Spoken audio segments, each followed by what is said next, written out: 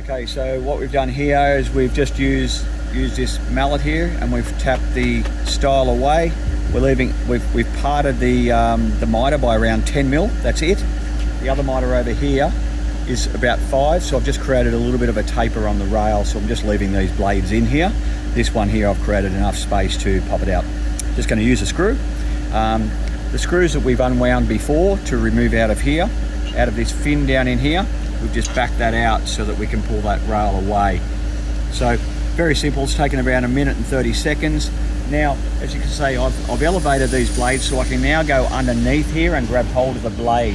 I'm just going to put the screw down inside the cog here. This is the blade pin cog, and this is telescopic. So I do that, push that in now, and the blade will detach off, and we now have a blade out. So we would then get replacement blade, and then we would get the replacement blade. That would have a fixed cog at one end, a telescopic cog at the other.